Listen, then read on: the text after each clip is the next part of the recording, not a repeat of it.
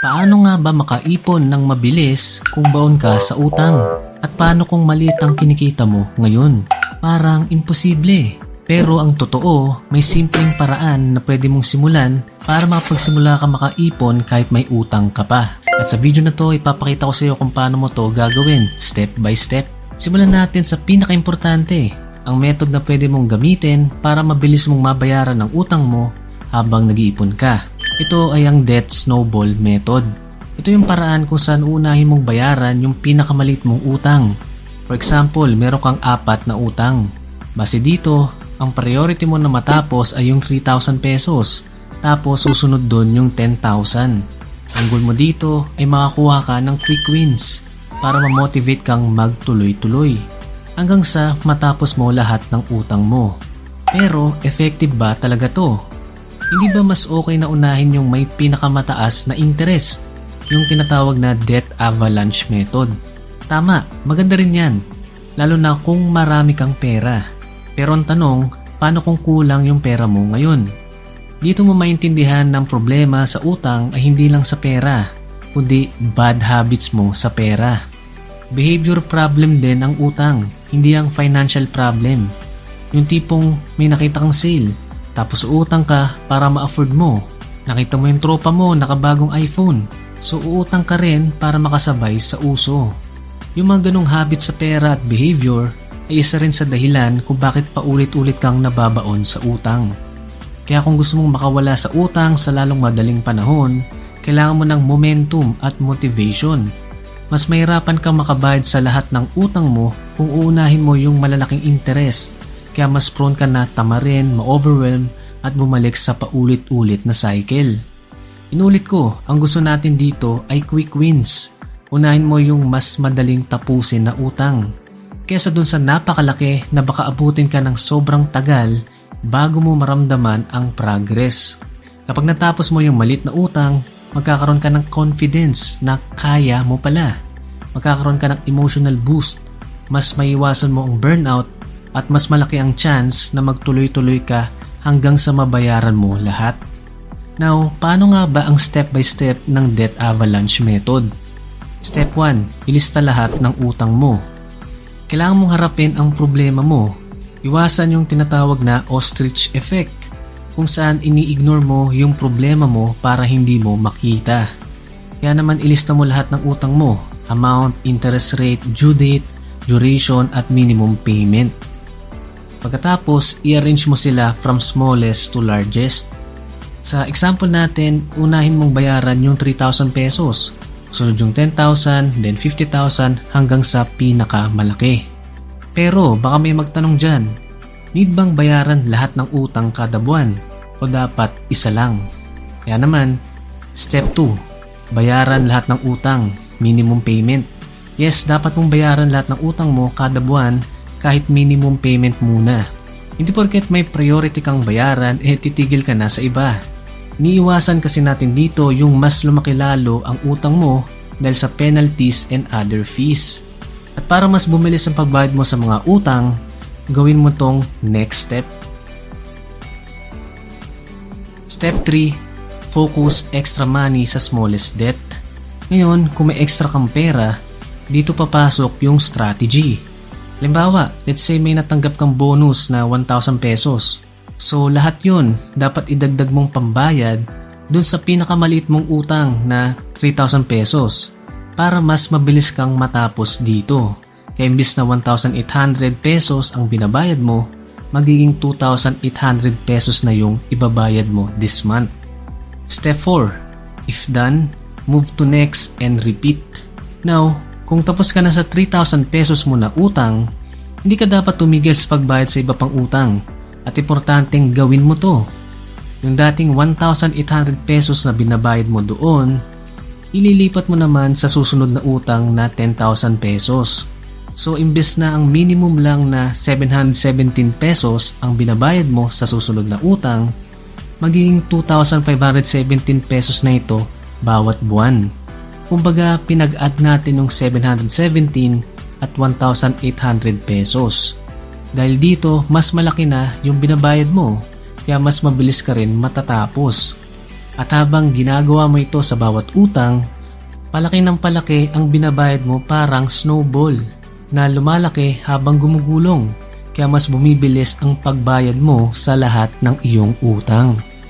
Step 5. Stay motivated. Boring talaga ang pagbabayad ng utang, lalo na kung malaki ang mga ito na para bang ang bagal ng progress. Kaya para hindi ka mawalan ng gana, ito yung gawin mong strategies. Number 1, gawing visual ang progress. Gumamit or gumawa ka ng mga utang tracker. Pwedeng via app, Excel, or sa papel lang. Basta nakikita mo kung magkano na lang ang natitira at kung gaano ka na kalayo. O kaya make it something na lagi mo rin nakikita. Baka pwede mo idikit sa ref, pwede ka rin mag-setup ng reminder sa phone mo everyday, or gawin mo itong wallpaper. Kasi kapag nakikita mo yung progress mo, mas lalo kang ginaganahan na ituloy yan. Number 2, ayusin ang circle mo. Iwasan mo muna yung mga tao na nagiging dahilan kung bakit mo nanonormalize yung mga bad money habits, gaya ng biglaang paggastos, pagbibisyo at sugal. Much better na kasama or kausap mo rin yung mga tao na gustong mag-improve financially o yung mga tao na gusto rin makawala sa utang. Gusto din kung meron kang accountability partner para tulungan nyo ang isa't isa. Number 3, remove triggers. May times na nagre-relapse ka sa pag-utang at sa impulsive spending dahil may mga bagay ka na paulit-ulit mong ginagawa, nakikita o pinapanood. Kaya kung ano man ang mga ito, tanggalin mo muna. Pwedeng online shopping apps yan, pwede ring easy access yung online wallet mo sa GCash. So why not transfer muna yung pera sa ibang account or lagay mo sa savings mo. Possible din na dahil yan sa IG, sa TikTok, so if possible, uninstall or ilimit ang paggamit dito. Pwede ka rin mag-install ng app blockers para malimitahan ang pag-access sa mga apps na to. Number 4, your biggest why. Kadalasan kailangan nating samahan din ng emosyon para lagi tayong motivated sa pagbayad ng utang. Kaya lagi mong tandaan kung ano ba yung biggest why mo para maging debt-free ka. Para ba ito sa future ng pamilya mo o sa anak mo? Para ba ito sa financial freedom? Para ba makapag-start ka na ng dream business mo? O para ba mabawasan ng sakit sa ulo mo at magkaroon ka ng peace of mind? Kahit ano pa man yan, dapat it's something na nakatatak talaga sa puso mo. Pero Mang Johnny, okay sige, yung mga utang posible ko nang mabayaran. Ngayon, paano ako makakaipon kahit may utang? Pero bago tayo magpatuloy, kung gusto mo lagi updated sa ganitong content, like and subscribe. At pakit na rin ang notification bell. Salamat! Now, para makaipon ka kahit buwan sa utang, ito naman ang mga steps. Step 1, magtabi ka agad ng ipon, automatic or manual. Bago ka pa gumastos, magtabi ka na kagad kahit maliit man, kahit 20 pesos, 100 pesos, or kahit 5% lang ng sahod mo. Ang goal natin dito ay maging habit mo na makapag-save ka agad ng pera bago ka gumastos. Importante kasi na consistent ka kahit pa maliit ang umpisa mo. Para maging consistent, for me, much better kung naka-automatic transfer ka. Pagpasok ng sahod mo, diretso na agad sa ibang account. Preferably high-yield savings account tulad ng Maribank, Maya, GoTime at iba pa. Para mas mataas ang interest na as of this recording ay around 3% or more yan, compare sa traditional banks. Kung manual naman, pwede mong i-separate gamit ng envelope method. May envelope para sa pagkain, bills, savings, etc. At dito papasok yung next step. Step number 2. Zero-based budgeting. Para makaipon ka kahit baon sa utang, kailangan mo ng control sa bawat piso mo. Ito ang zero-based budgeting. Ibig sabihin, lahat ng pera mo, ultimo piso, may purpose at pupuntahan. Ito yung budgeting para hindi ka bara-bara sa pera mo kahit hindi mo pa ito natatanggap. Dapat naka-assign na kaagad yan. Example, sa 20,000 pesos mo na sahod, 9,000 pesos para sa utang, 1,000 para sa saving, 8,000 pesos para sa needs, at 2,000 pesos para sa wants or other expenses. Kumbaga walang natitirang floating money na hindi mo alam kung saan napupunta. At base sa example natin, malit pa ang savings mo ngayon. Pero okay lang yan. Ang importante, kapag natapos mo na yung mga utang mo, pwede mo nang taasan yung savings rate mo. Step 3, huwag mo nang dagdagan ang utang mo. At this point, sugatan ka na. Kaya wag mo nang dagdagan pa yung mga sugat mo. Ang goal mo now is pagalingin yung mga sugat mo na yan. Kaya iwasan mo rin yung bad habit kung saan uutang ka para lang may pantapal sa existing mong utang. Kasi kapag ginawa mo to, mas lalong tatagal yung journey mo sa pagbayad ng utang at di ka makakaipon. Step number 4, gumawa ng starter emergency fund. Magtabi ka ng maliit na buffer muna. Kahit 5,000 pesos, 10,000 pesos, or kung magkano yung 1 month expenses mo. Ang purpose nito ay para if ever meron na namang emergency, like may aksidente, may biglang nagkasakit, ay hindi mo magagalaw yung savings mo and at the same time, hindi ka uutang ulit ng malaki. Step number 5, check and adjust top 3 expenses. Para madagdagan pa ang ipon mo, kumuha ka ng papel tapos ilista mo lahat ng expenses mo in the last 30 days. Tapos i-group mo ito. Pwedeng housing, food, transportation, utilities, and other expenses. Tapos hanapin mo yung top 3 na pinakamalaki. For example, ang top 3 mo ay food, utilities, and other expenses. So sa top 3 na ito, ano ang pwede mo pang bawasan ang gastos?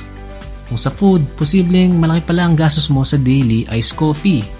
Sa other expenses naman, baka malaki ang nagagastos mo sa online shopping and so on.